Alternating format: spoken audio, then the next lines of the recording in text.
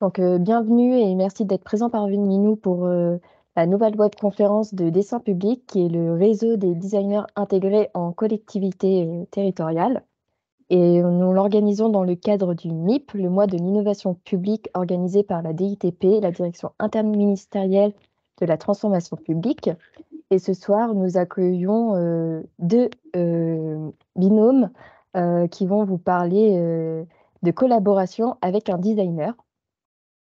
Et donc, le premier binôme que nous allons accueillir, c'est Erika Cupit et Martin Préau de la collectivité, enfin, pardon, du conseil départemental de la Seine-Saint-Denis et qui vont nous parler de leur collaboration. Et le deuxième binôme qui enchaînera juste après, ce sera Corentin Touzé et moi-même, Karine Silmas-Cangéa.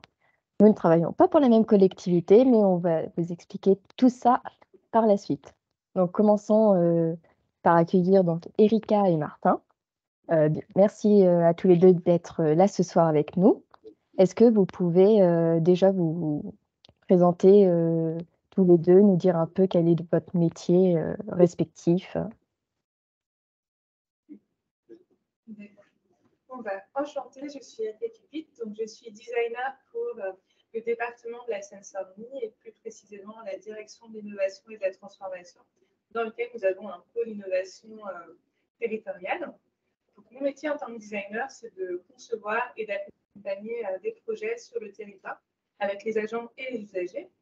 Donc, ça peut être des projets d'aménagement d'un parc, ça peut être concevoir une politique publique, donc c'est vraiment très vaste. Moi, je suis Martin Prévost, je suis facilitateur et chef de projet dans la même équipe qu'Erika. Donc, mon métier de facilitateur, ça va être de qualifier les problèmes, les sollicitations que nous font les directions, de concevoir des démarches méthodologiques qui permettent la participation des agents, des usagers, des habitants, et de les animer au cours d'ateliers collaboratifs notamment. D'accord, merci. Et est-ce que vous pouvez chacun du coup détailler un petit peu plus quelles sont vos missions au quotidien, peut-être avec des exemples concrets pour expliquer votre métier en fait? Je peux vous donner un exemple concret. On a accompagné la NDPH et la direction de l'autonomie sur une prestation compensatoire du handicap, donc la PCH. Donc, dans ce cadre-là, en termes de mission, de design, l'idée, c'était de concevoir des outils qui permettent de recueillir la parole de l'usager, c'est-à-dire des personnes aussi en situation de handicap et des aidants, et aussi les agents au passage, donc d'aller vraiment dans des points d'accueil, de solliciter leur point de vue et aussi de les amener, à partir de leurs irritants et des problèmes qu'ils avaient pu constater, de proposer des solutions également. Donc, au fur et à mesure, ça nous a permis de concevoir un parcours utilisateur qu'on a pu améliorer avec la direction en menant des ateliers, en les invitant aussi à se repositionner en termes de points de vue, de choses qu'ils pouvaient faire concrètement sur le terrain. Et au fur et à mesure, on est arrivé à des améliorations de l'ordre, par exemple, des délais, faire en sorte d'avoir des agents qui soient directement sur le terrain pour aider à remplir le dossier d'aide pour le handicap. Et la finalisation a pour objectif d'amener une exposition pour restituer aux usagers ce qui a été fait. Autre exemple, on sort la semaine dernière de 2 jours de sprint créatif sur la question des transitions professionnelles et des problématiques de reclassement. On a été sollicité par la direction des ressources humaines et une structure qui s'appelle l'École des transitions professionnelles et des parcours de mobilité, avec l'objectif d'inventer des nouveaux métiers pour proposer aux personnes qui sont soit en usure professionnelle, soit en reclassement. Et dans ce cadre-là, on a conçu une démarche qui consistait d'abord à construire une équipe projet réunissant des personnes de la DRH et des personnes des directions dont les métiers sont concernés par l'usure professionnelle. Donc là, il y avait 4 directions. Donc on avait une équipe projet d'une douzaine de personnes et on a mené avec elles une formation-action pour à la fois leur donner des outils et des méthodes sur la co-conception et l'intelligence collective, et pour construire avec eux le déroulé d'un sprint créatif sur 2 jours qui devait nous permettre d'inventer des nouveaux métiers à proposer aux personnes en reclassement. Donc on a inventé 9 nouveaux métiers et on a du même coup aussi, et c'est des effets induits de ce type de démarche, accélérer, disons, les coopérations entre la direction des ressources humaines et les directions métiers sur ces enjeux RH. Le rôle de facilitateur, là, il est à la fois de comprendre le besoin, de créer des conditions à la fois avec l'équipe projet et puis pendant le sprint, de l'intelligence collective. On va réunir des gens qui viennent de métiers différents, de cultures, d'expériences, d'expertises variées. Comment est-ce qu'on fait dialoguer tout ce beau monde ensemble et comment est-ce qu'on les met en conditions pour produire des choses qui sont nouvelles ou innovantes. Et ensuite assurer le suivi et aller jusqu'à l'expérimentation. Mais ça, c'est la prochaine étape. D'accord. Et du coup, sur, ces différents projets, comment vous diriez, que votre, relation, designer facilitateur, intervient? Quelles sont les complémentarités, qui interviennent? Comment vous travaillez ensemble, en fait? Vaste Alors, question. c'est vrai que c'est une vaste question. Je dirais qu'il y a 3 types, et même peut-être beaucoup plus, de complémentarité. On a d'abord une complémentarité en termes de vision. C'est-à-dire que, comme Martin est facilitateur, mais il a aussi d'autres compétences, notamment en anthropologie, ça permet d'avoir une approche transdisciplinaire. C'est-à-dire qu'il comprend suffisamment mon métier de designer et j'espère avoir une suffisamment bonne compréhension de son métier pour qu'en fait, conjointement, on puisse mêler nos approches pour accompagner des projets. Donc, la transdisciplinarité. Le deuxième point aussi, c'est vraiment savoir s'épauler parce que du coup, quand Martin intervient sur des ateliers, c'est vraiment son expertise de proposer des temps d'intelligence collective. Moi, en tant que designer, en fait, je vais concevoir des ateliers, mais pas dans la même finalité. C'est-à-dire que je serai beaucoup moins neutre en termes de posture, vu que mon but est davantage de concevoir des idées, des propositions. Donc, en fait, il y a aussi cette différence de posture, et c'est bien de pouvoir en fait avoir les deux profils pour pouvoir alterner. Et le troisième point, c'est aussi en termes de formation. Parce que comme on est beaucoup dans des métiers où il va falloir transmettre, sensibiliser, valoriser la parole de l'autre, c'est bien d'avoir aussi différents angles. Donc, par exemple, je peux concevoir des outils, concevoir une approche, et la facilitation va intervenir pour ramener peut-être une dimension plus relationnelle, sensible aussi à certains moments, ou inversement, en fait, dans certains cas. Dans les faits, on a réussi à instaurer au sein de l'équipe qui existe depuis un peu plus de 3 ans maintenant, une forme de travail qui est assez organique, moi je dirais. C'est-à-dire qu'on a des sujets qui nous arrivent et qu'on travaille ensemble, qu'on élabore ensemble, à la fois du point de vue de la méthode, des outils, des livrables de sortie. Donc aujourd'hui, c'est, comment dire, il y a des porosités en fait, évidemment, entre les positions de designer et de facilitateur. C'est ce qui fait qu'on trouve des bonnes complémentarités. Si on veut le regarder d'un point de vue un peu plus analytique, ça rejoint ce que disait un peu Erika. Moi, j'aurais tendance à dire que le facilitateur, il a d'abord un regard sur la méthode sous l'angle de la participation et de l'intelligence collective. Alors que le designer va plutôt avoir un angle sous l'angle de la finalité et de la production. Et je parle sous délicat. Et du coup, ça se goupille bien ensemble. Dans l'exemple que je donnais là sur le sprint créatif, honnêtement, on a eu beau concevoir le déroulé avec l'équipe projet. Si on n'avait pas 2 designers de talent avec nous pour nous aider à construire des outils qui nous permettent de recueillir cette parole, de favoriser la réflexion collective, de la matérialiser, en réalité, ça serait plus compliqué si je le faisais tout seul. Et ça serait surtout plus moche. Et ce n'est pas une dimension juste esthétique, c'est-à-dire que le fait d'avoir de beaux outils sur lesquels travailler, ça crée de l'engagement et ça donne de l'envie aux participants de sortir le meilleur domaine possible. Donc, voilà, il y a ces complémentarités-là. C'est vrai qu'avec le temps, je trouve que les frontières deviennent un peu plus floues. Et en même temps, on comprend mieux, moi j'ai l'impression aussi, ce que chacun a de singulier à apporter. Et c'est peut-être moins liées au métier de facilitateur ou designer qu'à nos expériences et à nos appétences personnelles. D'accord.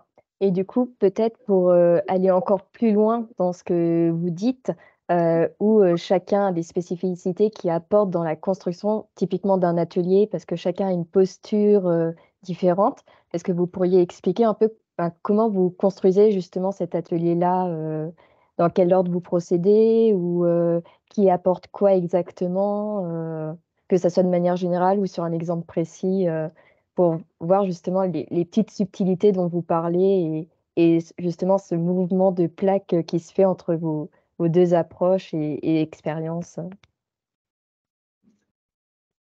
Là, tout de suite, j'ai pas d'exemple précis en tête, mais comme on co-construit tout, en fait, c'est ça qui est assez marrant, c'est qu'on s'applique nous-mêmes des méthodes de design et de facilitation. Donc, c'est-à-dire que si on a un projet à mener ensemble, comme disait Martin, on va concevoir la méthodologie ensemble. Donc, en fait, la méthodologie est le mélange de design et de facilitation en résultante. Et après, en fait, au moment, par exemple, de produire certaines choses, c'est là où on va se répartir des tâches en fonction de l'appétence. Peut-être que sur la partie guide méthodologique ou enquête de terrain pour faire de l'observation auprès des usagers. Là, c'est plus la dimension de science sociale qui va ressortir avec l'anthropologie dont Martin en fait dispose. Donc, il pourra avoir un regard, il pourra regarder les supports d'un certain angle. Il pourra faire un retour, par exemple, si c'est moi qui l'ai produit. Donc, il y a un peu ce jeu en fait d'un côté et de l'autre où on rebondit sur ce que l'autre va produire grâce à un regard différent. Et à ça, effectivement, je trouve aussi que typiquement quand on construit un déroulé d'animation pour un atelier, comment dire, la méthode qu'on emploie, c'est de partir de la fin, c'est-à-dire de questionner les personnes qui nous sollicitent sur ce avec quoi ils veulent matériellement ressortir. Parce qu'on a besoin d'une finalité concrète en termes de production. Et ensuite, c'est dans la construction du chemin pour atteindre ce livrable qu'on va avoir des angles différents, c'est-à-dire que Erika ou nos autres collègues designers, elle va s'attacher plus sur la forme, sur les éléments, sur les briques de forme à assembler pour parvenir à ce livrable, et aussi forcément des éléments de contenu. Tandis que moi, je vais être plus attentif comment dire, aux modalités qu'on peut employer pour mettre en capacité le collectif de produire ce contenu d'une certaine façon. Donc, on est un peu sur le contenu, contenant, la production et la relation. Donc, voilà, c'est un peu cette dialectique-là qui s'instaure. Encore une fois, c'est un peu abstrait de dire comme ça, parce que, comme le dit Erika, on travaille de façon très collégiale. Et du coup, il m'arrive d'avoir des idées de design et il arrive à Erika d'avoir des idées de facilitation. Et on ne prend pas en bras l'un ni l'autre. D'accord. Et du coup, par rapport à cette expérience déjà très riche que vous apportez, à nos auditeurs, est-ce que vous auriez un conseil, en particulier à leur donner, pour justement faire un travail collégial, ou si c'est la première fois pour eux qu'ils vont travailler avec un designer ou inversement? Allez, je me lance. Du coup, moi, ce qui me passionne quand même chez les facilitateurs, c'est qu'en fait, ça devient maintenant un métier à part entière. Donc, des personnes peuvent se former, on va dire, uniquement à ça, quand je vais le dire comme ça, par rapport au design où on a tout un socle de formation de 5 ans. Donc, ça veut dire en fait que derrière le facilitateur, il y a quelque chose d'assez intéressant, donc il y a d'autres métiers et d'autres facettes. Et en fonction de ce que la personne a fait auparavant, je trouve que ça colore beaucoup son approche de la facilitation. On parle aussi, je précise, de facilitation en intelligence collective. Mais il y a deux types de facilitateurs, en fait. Par exemple, facilitateur de communauté, j'ai découvert qu'en fait, il existait plein de déclinaisons de ce côté-là. Donc, moi, ce que j'inviterais à faire les personnes, c'est que si vous avez envie de collaborer avec un facilitateur, ce qui va être intéressant, c'est de s'attacher à tout ce qu'il y a autour, en fait, pour comprendre quelle est son approche et d'où il part en termes de bien-être. Et aussi, par exemple, du côté de Martin, le côté formation. Donc, en fait, c'est aussi de la facilitation sous l'angle de la capacitation, ce qui est vraiment, pour moi, une spécialité aussi en facilitation.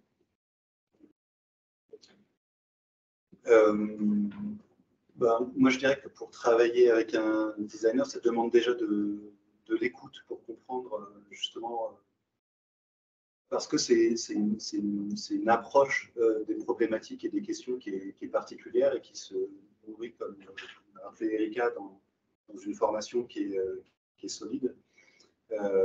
Donc, c'est déjà être à l'écoute de comment est-ce qu'un designer fonctionne, travaille, de quoi il a besoin pour le nourrir.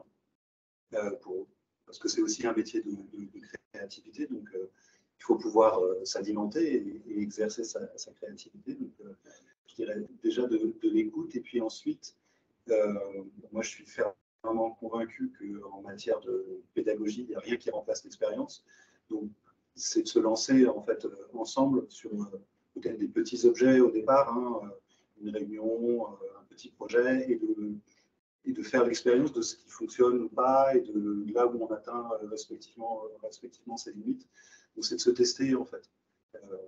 En plus c'est raccord avec la méthode globalement, donc, et de trouver justement les ajustements, parce que par exemple, je vais travailler d'une certaine manière avec Erika et ça ne va pas être de la même manière que je vais travailler avec un autre designer, parce qu'il n'a pas la même approche ou les mêmes angles qui lui apparaissent. Et donc, j'ai besoin de comprendre ça pour trouver la bonne manière et la bonne mécanique à trouver ensemble.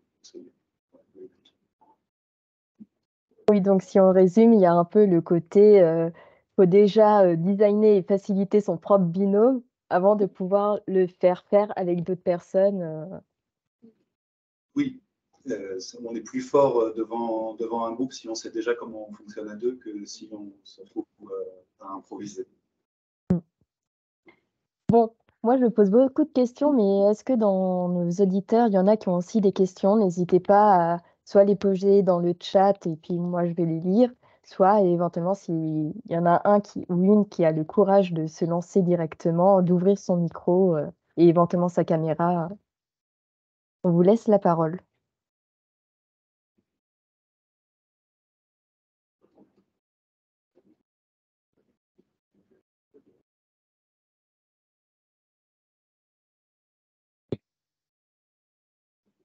On a une première question qui est en train d'arriver dans le chat. Suspense. C'est ça.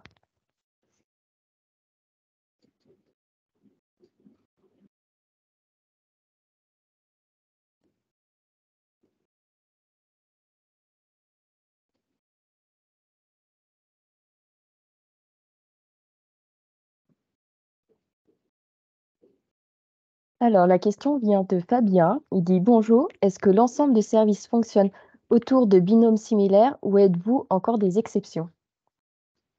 Ah, jolie question. Et merci, il dit. C'est vrai. Ouais, oui.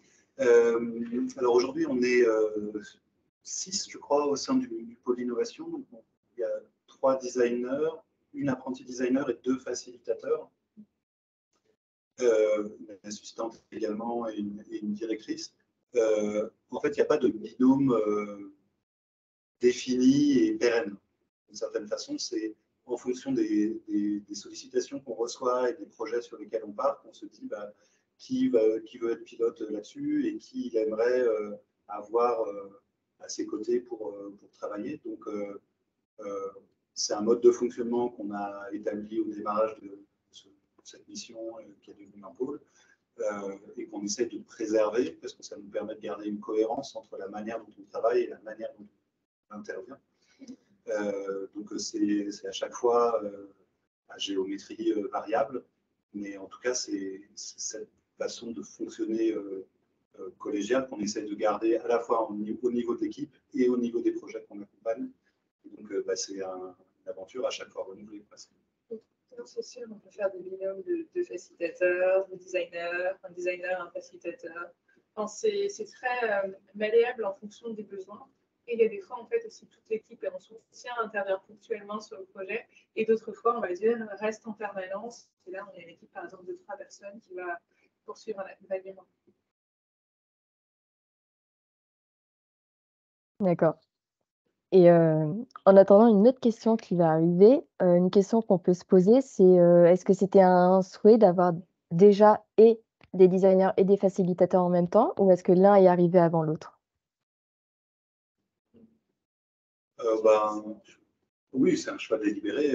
En fait, quand on a créé la mission, moi, mon intitulé de poste, au départ, c'est chef de projet. Facilitateur, ça s'est imposé comme manière d'expliciter, enfin, de tenter d'expliciter ce que je fais. Et donc, au démarrage, j'étais avec la directrice de la mission et tout de suite, on savait très bien qu'on voulait bosser avec des designers parce qu'on voulait faire du design de service, du design de politique publique. Donc oui, c'est un choix délibéré et assumé.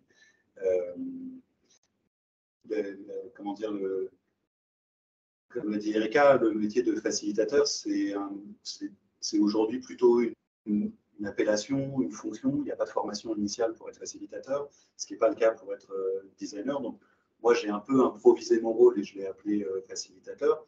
Ça déborde le cadre strict de ce que c'est qu'un facilitateur en intelligence collective. Mais je savais que j'aurais intérêt et avantage à travailler avec des designers pour asseoir la qualité du travail qu'on voulait faire avec les directions et les services départementaux.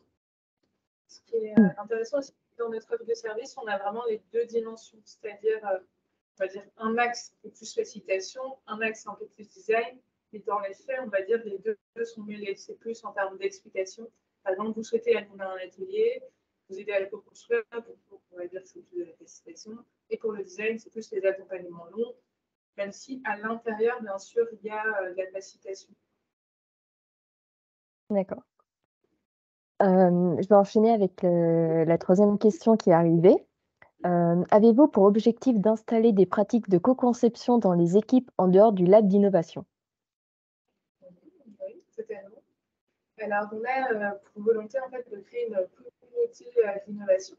Donc, on a déjà commencé avec nos équipes projets, donc les personnes avec qui on travaille pour développer nos projets, notamment les agents des directions.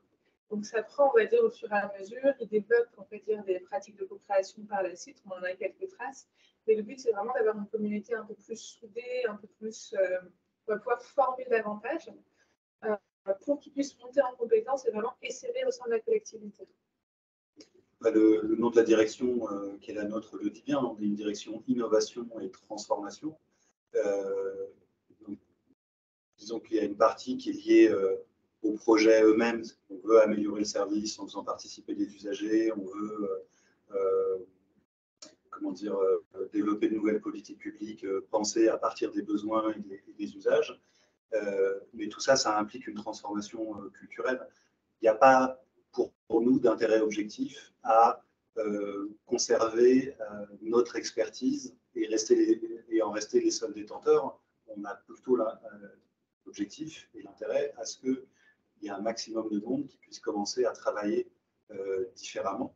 Ça ne veut pas dire que notre expertise disparaît, mais plus on aura de personnes dans la collectivité qui pensent de manière collaborative, qui pensent de manière créative et qui ont les outils, les postures, les moyens de le faire, et mieux, globalement, le service public s'en portera. Donc on a cet objectif qui passe par une communauté, qui passe par de la formation, qui passe par des événements, de diffuser aussi largement que possible les approches, les outils, les méthodes, les postures. De transformation. D'accord. Du coup, vous avez un merci pour la réponse et ça enchaîne avec une autre question. Pourriez-vous parler des freins que vous rencontrez dans le partage de cette façon de faire collaborative? Qu'est-ce que je peux dire par rapport à ça? Peut-être qu'au début, en fait, c'est pas tant des freins, on va dire qu'on a la chance quand même d'avoir une équipe qui comprend assez bien le périmètre de l'un et l'autre, ce que fait le design et ce que fait la facilitation. C'est plus à l'extérieur où c'est pas toujours très clair, je dirais, en fait. De pourquoi avoir ces deux profils, qu'est-ce que ça apporte. Et c'est plus ça que je ressens. Du coup, parfois aussi, un des freins qui est perçu, c'est qu'on a l'impression qu'il faut faire des ateliers partout dans notre process de design. Donc ça, c'est un inconvénient aussi, parce qu'il y a comme c'est ce qui est visible et ce qui enthousiasme beaucoup en fait les personnes. derrière, ça prend une proportion qui est importante par rapport au processus de design qui peut avoir tendance à s'étaler sur plusieurs mois parce que on est dans un cadre administratif, qu'on ne peut pas secouer tout le monde pour aller plus vite. Et on fait surtout avec les personnes à leur rythme et une démarche très personnalisée. Je dirais que les freins, comment dire, d'un point de vue global, le frein général, c'est que on n'est pas formé à coopérer et à travailler en collectif. Les modèles de formation, les modèles de réussite professionnelle, ils sont tous axés sur la réussite individuelle. Et donc, on a besoin de souvent beaucoup déconstruire des questions de posture ou d'ego pour rentrer dans une logique de coopération et de collaboration. Ça, c'est un frein qu'on rencontre partout et c'est une de nos raisons d'être, c'est que en fait, il y a un enjeu à développer la coopération, mais c'est pas quelque chose qu'on nous apprend vraiment quand on est en formation initiale. Dans le travail avec les directions, avec les agents au sein du département, il y a des freins qui sont liés aux cultures de travail. Quand on va travailler avec des directions techniques, ils ont des process d'ingénieurs, de machin, dans lesquels la créativité n'est pas très bien ce que ça peut apporter. Donc, il y a des freins de cet ordre-là. Mais le plus important, c'est la disponibilité des personnes, parce que les approches qu'on propose sont souvent perçues comme nécessitant du temps. Or, les gens avec qui on travaille en interne de la collectivité, souvent du temps, ils n'en ont pas. En fait. Ils sont déjà sous l'eau en raison de l'activité quotidienne, de réponse aux besoins, du fait que c'est parfois des services dans lesquels on a du mal à recruter, donc c'est des équipes en sous-effectifs qui sont peu disponibles. Donc je dirais que ça, c'est un frein opérationnel qu'on rencontre très souvent dans les équipes. Et puis, un autre frein qu'on essaie qui est lié à ça, c'est la conviction qu'on doit porter auprès des directions, auprès de la direction générale, que ces méthodes-là apportent un réel bénéfice, non seulement en termes de service, mais en termes de qualité de vie au travail, en termes de résultats opérationnels. Donc, ça, c'est un travail, je dirais, de longue haleine. Le fait qu'on existe depuis 3 ans témoigne du fait que c'est un travail qui gagne petit à petit. Mais voilà, ça fait partie des freins qu'on rencontre. Et puis, ce qui est aussi généralement, ce qui peut être un frein, c'est que dans les approches d'innovation par le design ou par la facilitation, on est dans des dispositifs qui sont souvent ouverts. C'est-à-dire que on a une idée de la forme du résultat, mais pas de son contenu. Et ça, c'est quelque chose qui est encore difficile pour beaucoup de personnes, c'est-à-dire que on veut répondre à une commande précise, et d'ailleurs souvent on vient nous solliciter avec déjà la réponse dans la question. On voudrait faire une plateforme numérique pour résoudre ceci ou cela. Donc c'est des choses qu'on a besoin nous de déconstruire et d'accompagner pour dire en fait on va tenter un truc ensemble, on va travailler différemment. Ça veut dire qu'on ne sait pas à l'avance, quand on se lance dans la co-construction, à quoi on va aboutir, et ça peut être inconfortable pour beaucoup de gens. Donc, on a beaucoup on met beaucoup d'énergie dans le fait de rassurer les gens avec qui on travaille que, ok, on ne sait pas où on va, mais on a un cadre qui nous permet d'y aller. Et c'est vrai que c'est pas toujours évident. Et c'est aussi ce qui fait le sel et l'intérêt de ce type d'approche. D'accord. Je vois qu'il y a une dernière question. Si elle arrive maintenant, on va pouvoir la prendre. Sinon, on la reprendra à la fin du deuxième binôme. Je laisse à peu près 30 secondes, 1 minute pour voir si la question arrive. Sinon, on la posera tout à l'heure parce qu'il faut qu'on puisse respecter le timing pour tout le monde.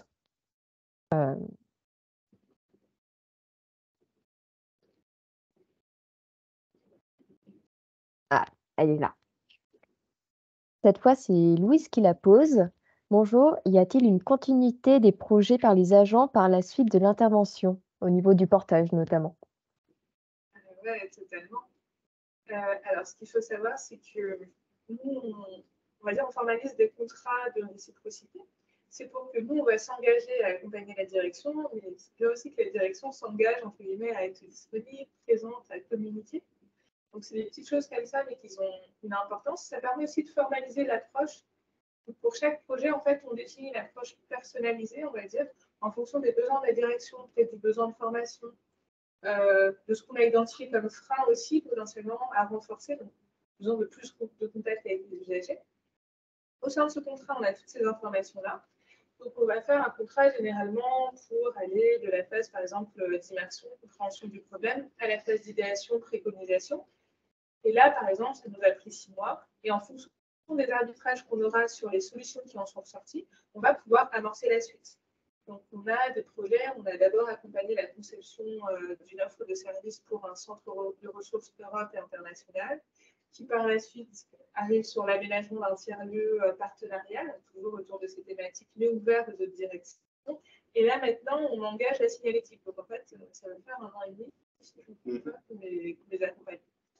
Plus largement, c'est le bénéfice d'être une équipe interne à la collectivité, c'est-à-dire que ce qu'on cherche à éviter, et les contrats de réciprocité sont là aussi pour ça, c'est d'intervenir comme des prestataires qui remettrions un livrable à la fin de notre mission en disant, bah voilà, ciao, nous on passe au contrat suivant.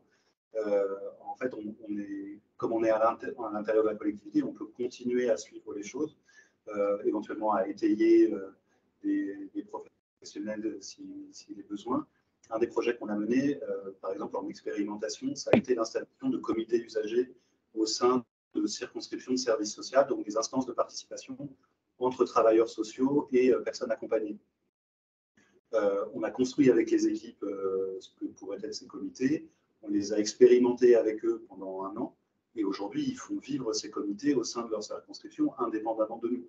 Mais si un jour, mettons, ils décident, ils veulent tester un nouvel outil pour animer leurs réunions, peut-être qu'ils nous solliciteront. Et par ailleurs, nous, ce qu'on va tâcher de faire maintenant, c'est d'accompagner les autres circonscriptions de services sociaux à mettre en place, dans la même logique, ce type d'instance. Donc, oui, on assure un suivi du projet. Et oui, dans la conduite du projet, on essaie de construire les conditions qui mettront en capacité les équipes qu'on accompagne à mettre en œuvre les solutions et les choses qu'on aura imaginées ensemble.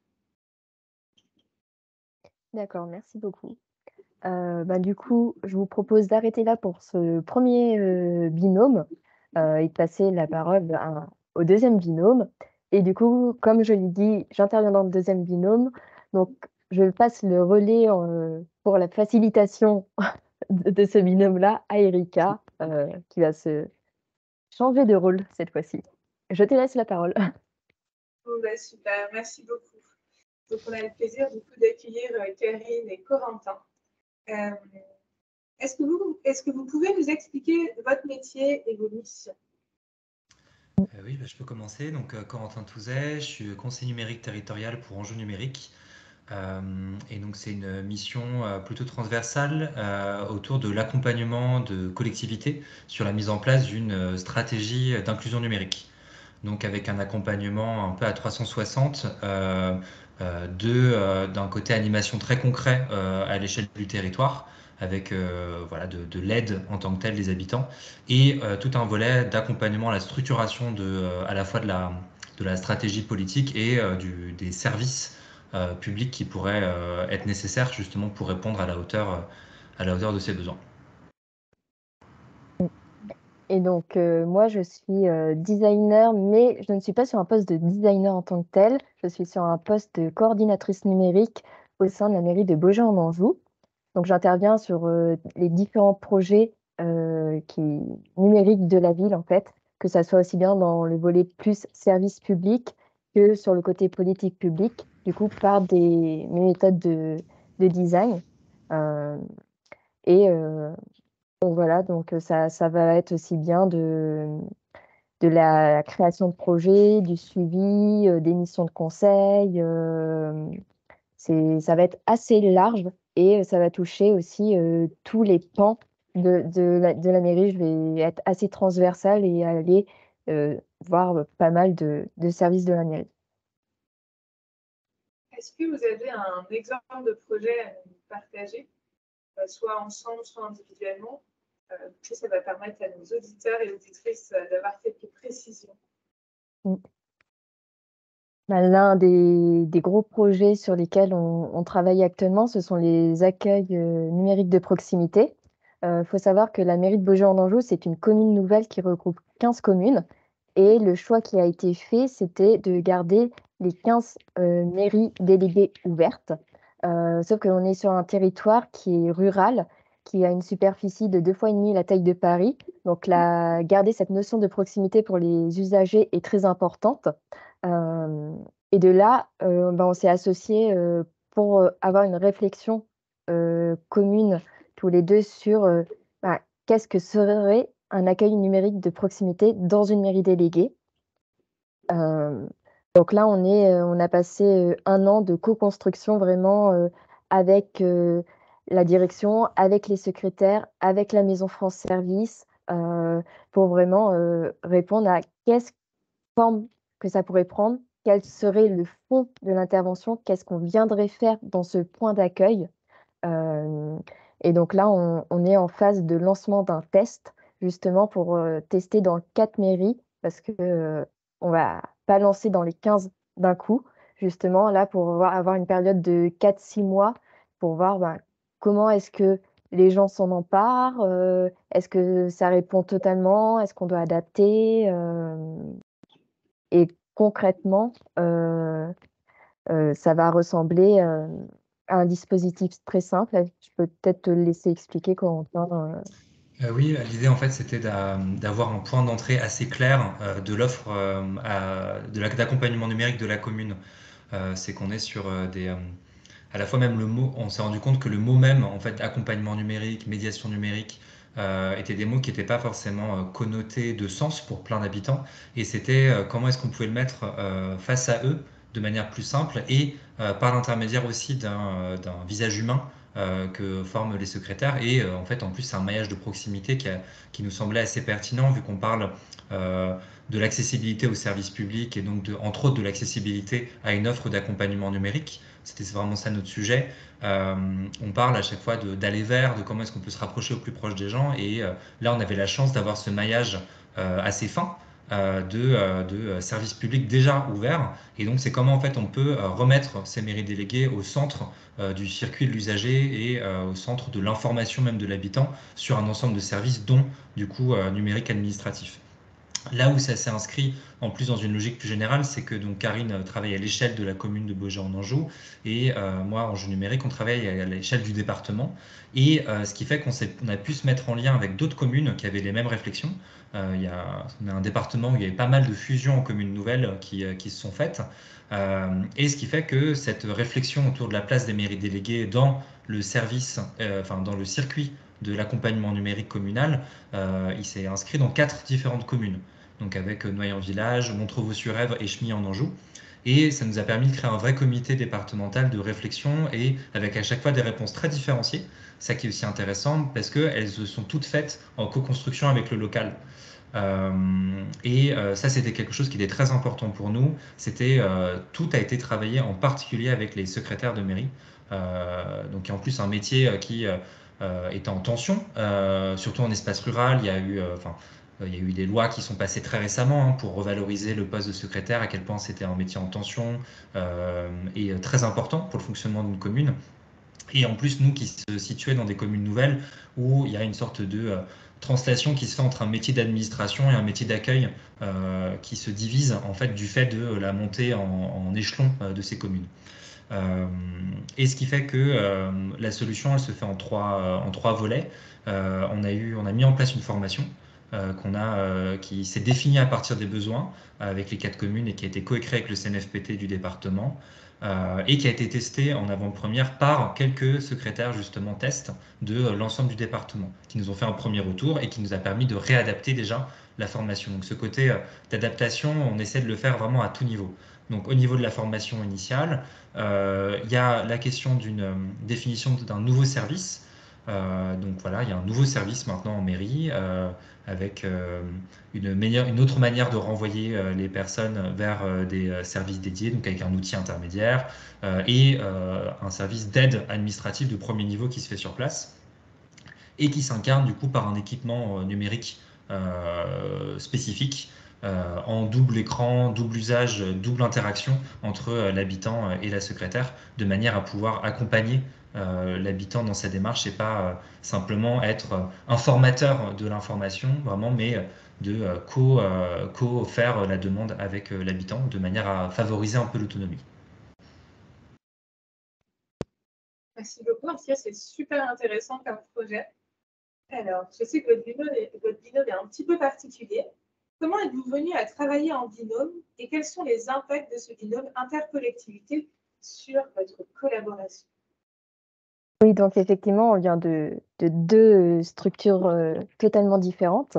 Et en fait, il s'est avéré que quand moi je suis arrivée dans ma collectivité, j'ai tout de suite commencé à faire un diagnostic territorial pour connaître un peu le territoire, ses enjeux, parce que ma première mission après, c'était d'écrire une stratégie des usages du numérique pour la mairie, car avec les dernières élections municipales, la mairie a apporté le sujet du numérique parce qu'il n'y avait rien sur ça avant. Donc, j'ai commencé à faire mon diagnostic et par ce diagnostic, j'ai rencontré Corentin qui lui-même faisait un diagnostic sur le territoire. Du coup, on s'est dit, ben, on fait tous les deux un diagnostic sur la même chose, autant échanger, partager nos informations. Et on s'est vite rendu compte en fait que on avait beaucoup de choses, notamment au niveau des interrogations, des objectifs qui pouvaient être, se rejoindre et être communes. Du coup, on s'est dit, ben, il y a peut-être quelque chose justement à construire à ce niveau-là. Et même si nos finalités peuvent différer un peu, il y avait beaucoup de choses qui étaient ensemble et qu'on pouvait construire ensemble et éviter de faire 2 fois la même chose, autant allier nos forces, en fait. Donc de là, on a commencé à construire un peu quel pouvait être notre binôme et on a été voir après, nos directions, et de là, ben, elles ont été, emballées par l'idée et elles ont validé et puis on a commencé à dérouler notre binôme et il s'est construit petit à petit. Une des clés de réussite sur le fait que ça fonctionne malgré le fait qu'on soit intercollectivité, c'est que on a divisé, on va dire, donc Enjeux numériques accompagne différents ensembles à l'échelle du département autour de ces questions de stratégie numérique. Et il se trouve que là, la frontière de travail qu'on avait autour de la commune était celle de la commune. C'est-à-dire que on ne travaille pas, même si on travaille à une échelle plus large, on travaille par des subdivisions locales. Et il se trouve que c'est celle de la commune. Donc, pour le coup, c'est un vrai outil enfin, ça a vraiment aidé la collaboration pour être en contact avec d'autres collègues où il y a des frontières qui sont différentes. Là, par contre, ça peut être un peu plus complexe quand, en plus, typiquement, si moi j'avais été missionné pour travailler à l'échelle de la communauté de communes, vraiment en tant que telle, bah, il y aurait une différenciation de moyens mis à, à l'échelle de cette commune-là par rapport aux autres.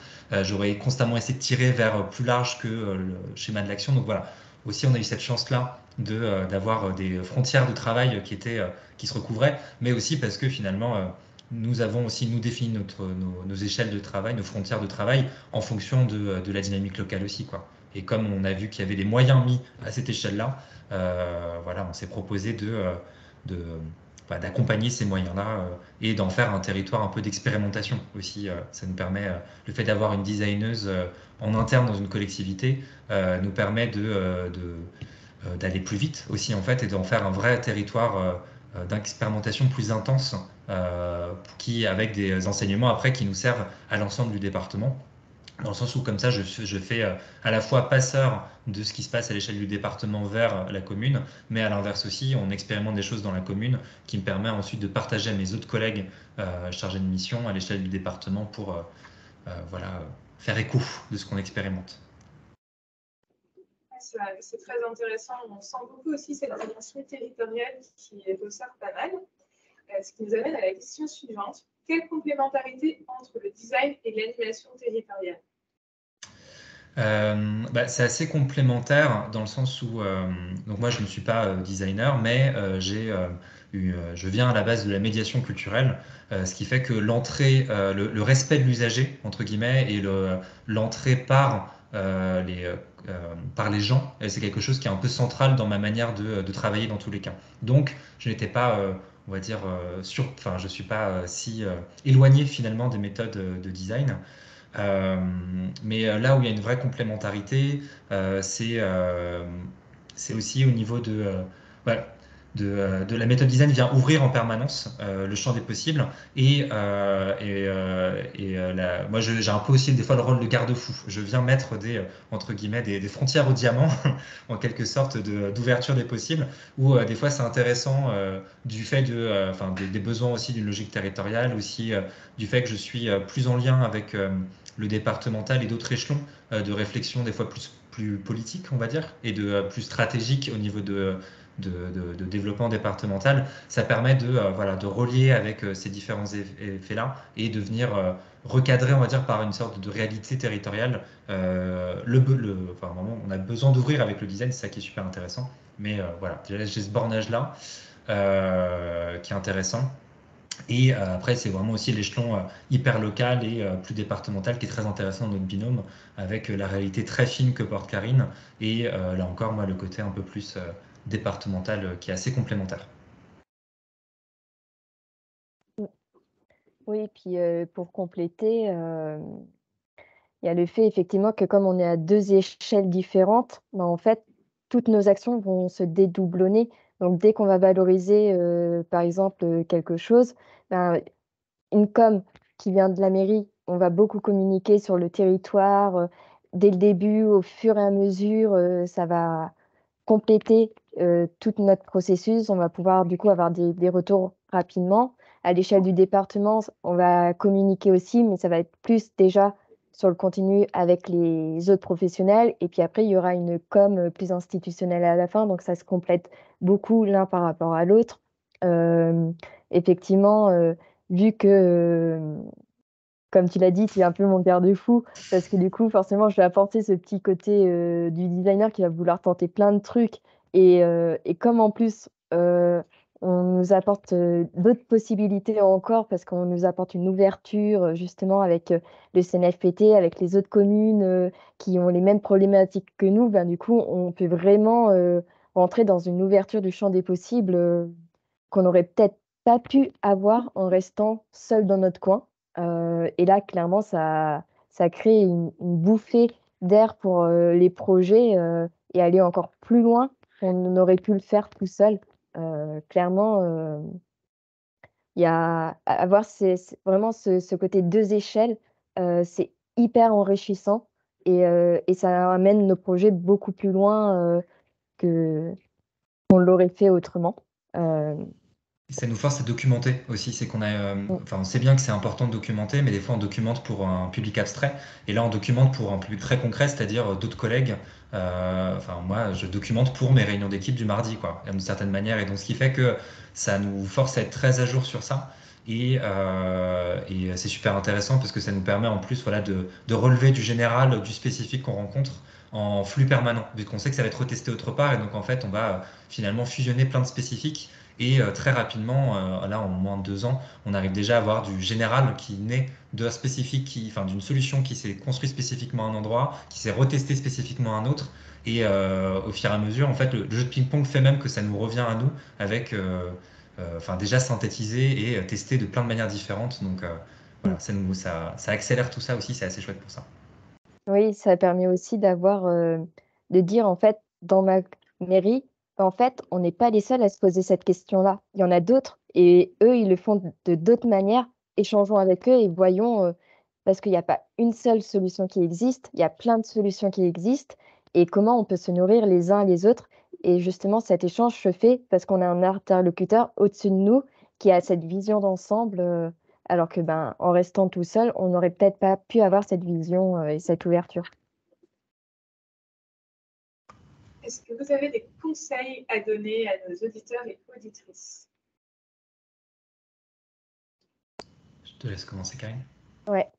Alors moi, l'un des conseils que je pourrais vous donner, si vous vous retrouvez dans le cas, d'un binôme intercollectivité, c'est que, ben, en fait, vous allez avoir des projets qui, vont être portés par votre structure et d'autres qui peuvent être amenés par l'autre structure et du coup, c'est bien de se mettre d'accord sur, un peu qui va prendre le lead. C'est que typiquement, sur les accueils numériques de proximité, ça a été une demande portée par ma mairie. Du coup, je prends un peu plus le lead dessus, heu mais en revanche, on est en train de structurer un réseau d'acteurs, de l'inclusion numérique sur le territoire qui là est pour le coup un projet qui a été apporté par Corentin. Du coup, c'est lui qui prend un peu plus le lead. Et en fait, juste en désignant qui est le lead dans le binôme sur le projet, ben, en fait, c'est tellement plus simple pour s'organiser après parce qu'après, on sait très bien que ben, du coup, il y a, par exemple, dès qu'il y aura un envoi de mail institutionnel, ben, on sait tout de suite que ben, ça va être celui qui porte un peu plus le projet. Ça va être des petits trucs comme ça, mais du coup, ça va gagner énormément de temps et ça évitera de se dire après, bah alors, on a la to-do, qui fait quoi? Tout va être décliné au fur et à mesure et ça gagne en simplicité. Moi, des conseils que je pourrais donner, c'est dans le souhait d'amener une méthode design dans des territoires qui sont peut-être pas très euh, amenés, enfin, dans l'idée amenés à suivre ces méthodologies-là, c'est, en tout cas, d'amener de l'expérimentation au sens plus large, c'est de faire en sorte que le surplus de travail que va nécessiter l'expérimentation soit au maximum pris en fait sur soi. Il y a un côté qui est très rassurant pour la collectivité vers qui on va, qui on lui propose un projet, en lui expliquant que tout on va dire le surplus de documentation, de réactivité, de réadaptation, il soit pris justement sur nous et pas forcément sur la collectivité en tant que telle. Et ça leur permet de dire plus facilement oui d'une certaine manière. Et après, évidemment, il y a une répercussion sur le long terme. Mais en tout cas, voilà, c'est un conseil ça nous a vraiment changé en fait pas forcément à Beaujeu en Anjou, mais sur d'autres villes dans lesquelles je travaille. Ça a vraiment aidé pour réussir à faire bouger justement quelques lignes. Voilà. C'est super, merci beaucoup. Il faut que je me lève pour aller prendre les questions. Mais ouais, on a une installation, on passe les détails. Mais en attendant, je vous pose une petite question de transition. Comment vous avez fait pour vous acculturer mutuellement, c'est-à-dire d'un côté l'animation territoriale et de l'autre côté, on va dire, sur la partie design? Ça m'intéresse beaucoup de savoir, vous avez l'air bien au fait des deux approches. Tu veux commencer ou Ben, peu importe, je pense qu'en vrai, ça s'est fait assez naturellement. C'est du, du fait aussi qu'on ait commencé par des diagnostics, ben, du coup, on s'est tout de suite expliqué nos méthodologies parce qu'on a été confronté à, ben, OK, toi, tu fais un diagnostic, tu le fais comment? T'attends quelle réponse? Ah, t'as fait comme ça pour nanana.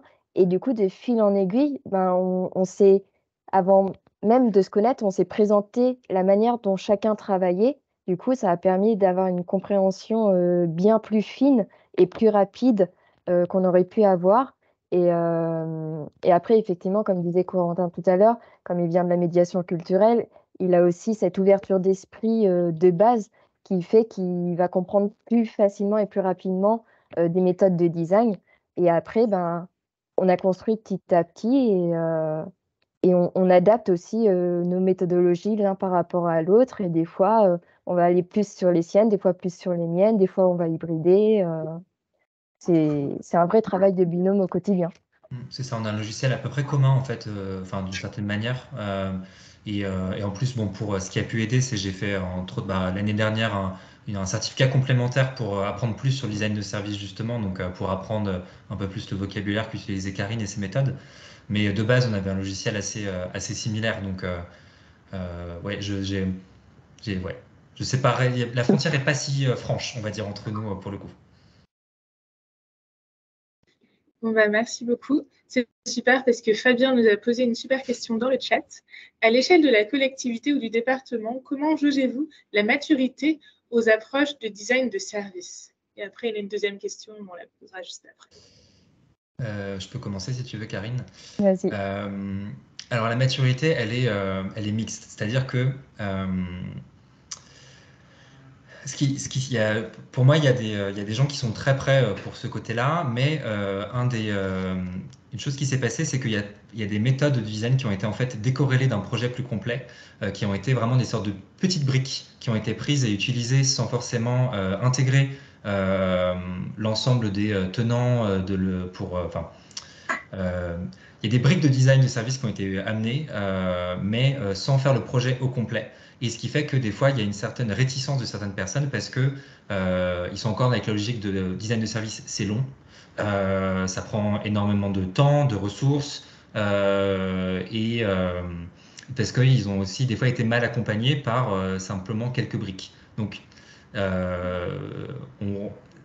pour moi, j'entends des fois le fait que le design de service est encore pas assez trouvé en collectivité. Dans mon expérience, j'ai l'impression que des fois, en fait, on est déjà post des premières tentatives, mais un tout petit peu ratées, on va dire, qui fait qu'on doit déjà aussi déminer des imaginaires préalables pour réussir à le mettre en place. Et je pense que on peut, voilà, c'est c'est important de partir de cette idée-là qu'il y a déjà en fait c'est comment dire, design du service c'est pas vide de sens dans l'imaginaire des gens, c'est déjà marqué de différents éléments et que c'est plus, faut faire attention de partir de ce côté-là plutôt que d'imaginer qu'on part de zéro.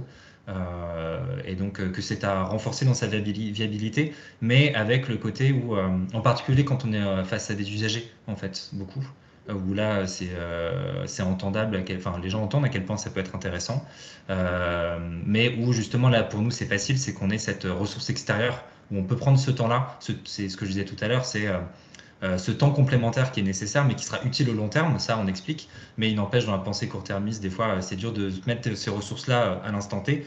Le fait que nous on prenne sur nous ce temps complémentaire permet en fait d'y aller avec un risque en moins. Donc, enfin voilà, je sais pas si ça répond entièrement à la question, mais voilà. Après, il serait intéressé à, mais il c'est intéressant de l'amener de la bonne manière et pour les bonnes raisons et sur des projets un peu précis en fait aussi. Je pense qu'il a manqué de ça à des moments. Et pour compléter, au-delà de la maturité, c'est vraiment, quelle est la connaissance du design par les personnes, de la collectivité. Parce que, typiquement, moi, quand je suis arrivée, clairement, on m'a dit: On te voit, mais on ne sait pas ce que c'est le design, explique-nous». Du coup, faut aussi adapter, son vocabulaire, son discours et avoir tout un aspect pédagogique et de vulgarisation du métier pour expliquer, ben, qu'est-ce que c'est le design, qu'est-ce que ça apporte au quotidien. Et ça a été vrai dans ma collectivité, mais ça le sera dans énormément de collectivités parce que ça reste encore un métier qui est méconnu, mal connu, et typiquement, comme le disait Corentin, des fois, c'est arrivé que par bride ou d'une manière un peu étrange, et du coup, les gens n'ont pas saisi l'ampleur de ce que ça pouvait être.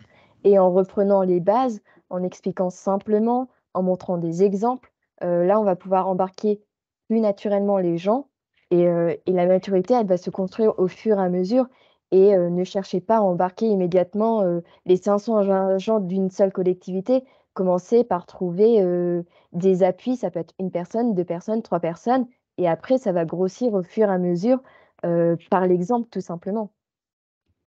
C'est ça, on arrive malheureusement sur un terrain miné de post-it, donc du coup, les gens, ils peuvent avoir une certaine réticence du fait qu'il y a une copie de la copie de la copie de formules pas très intégrées finalement, entre autres.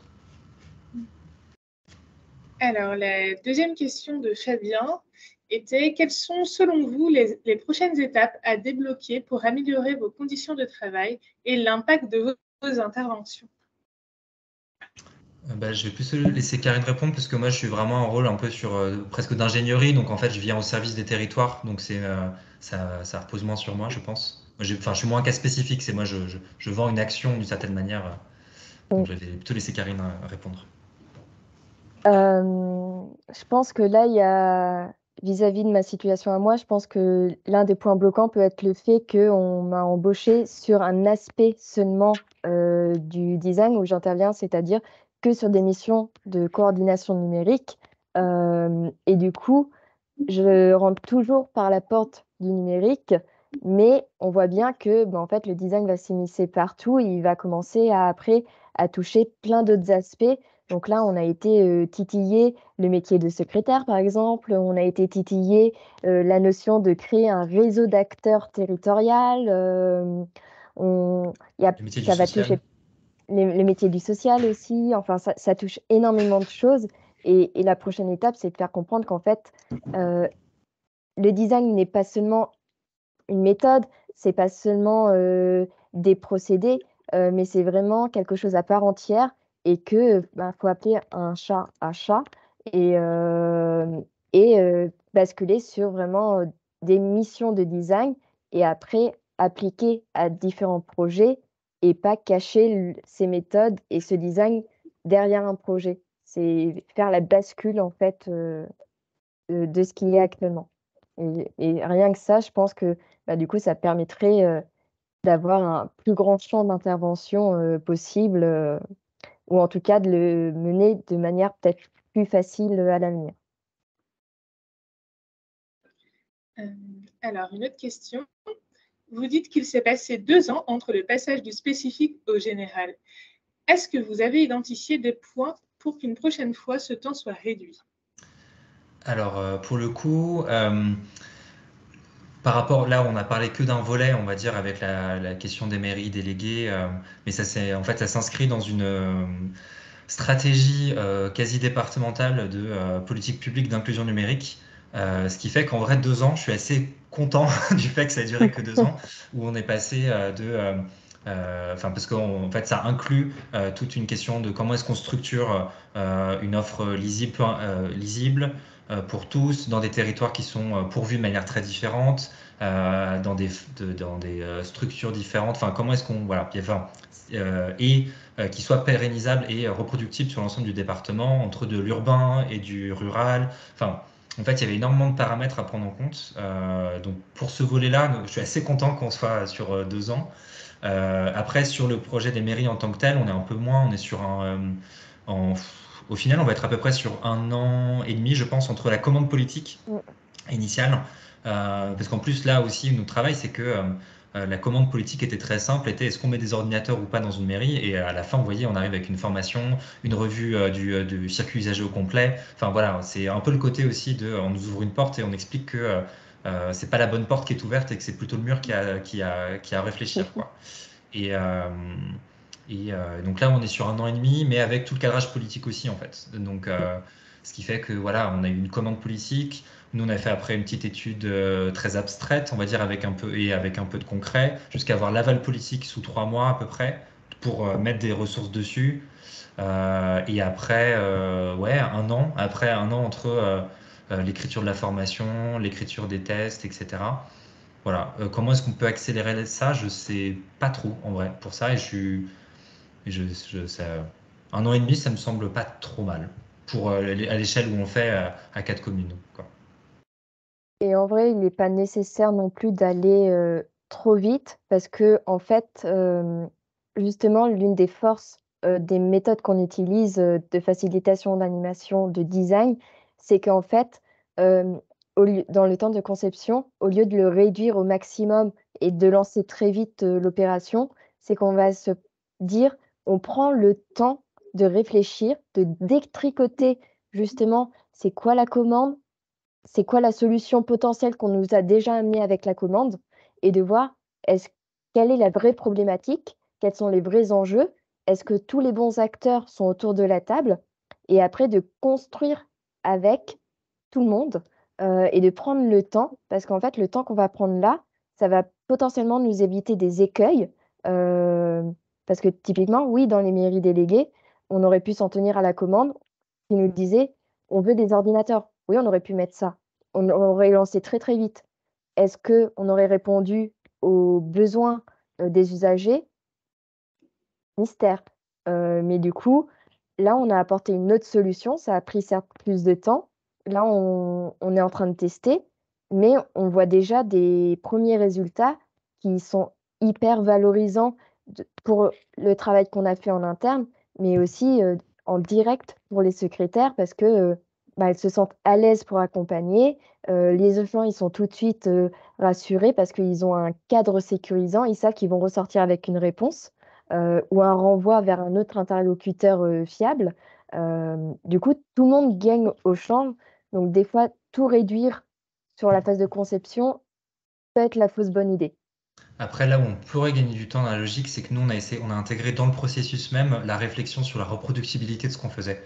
Mmh. C'est-à-dire que souvent, dans le processus, on teste de A à Z quelque chose et après, à la fin, on voit ce qu'on garde, qu'est-ce qui peut se reproduire autre part. Là, pour le coup, nous, comme on était à 4 communes, à chaque étape, on réfléchissait de comment c'était reproductible et réadaptable, ce qui rallonge le processus, mais qui fait qu'à la fin, on a entre guillemets, une offre enfin, grâce à tout ça, nous, Anjou Numérique, on a une offre d'accompagnement globale pour les autres communes qui veulent s'y mettre maintenant. Et là, pour le coup, on sera dans de la réadaptation de quelque chose, des outils qu'on a construits sur mesure qui maintenant ont l'air d'être reproductibles et donc on pourrait être beaucoup plus rapide sur la remise en place de ces choses-là. Oui, c'est pareil, le fait qu'on ait attendu par exemple 2 mois de plus, ça nous a permis qu'Enjeu Numérique arrive avec son partenariat avec le CNFPT pour construire, cette fameuse, formation où les secrétaires, ben, en fait, elles ont gagné énormément. Elles ont pu en plus échanger avec, leurs consoeurs des autres mairies et ça a renforcé le projet. Donc des fois, entre guillemets, «perdre du temps» d'un côté, ben, en fait, ça en fait gagner de l'autre et pas que du temps, ça fait gagner, ben, là, en l'occurrence, une partie, du projet aussi. Donc faut pas compter qu'en termes de points et de temps. Ça va bien au-delà et là, on le voit sur ce projet-là. Je n'ai pas l'impression qu'il y ait d'autres questions. Non, ça a pas l'air de venir. Mais en tout cas, je vous remercie beaucoup pour votre présence et l'intervention, du coup, Corentin, Karine, et, Martin et moi-même, accessoirement. Merci aussi à Justine pour son appui sur la technique et à Dessin Public d'avoir du coup, organisé cet événement. En tout cas, si vous avez d'autres questions pour la suite, on pourra toujours vous répondre, soit par message sur LinkedIn ou vous pouvez nous contacter directement. Et voilà, donc le but de ce réseau, c'est vraiment de partager aussi les initiatives et de valoriser ce qui se passe au sein des collectivités.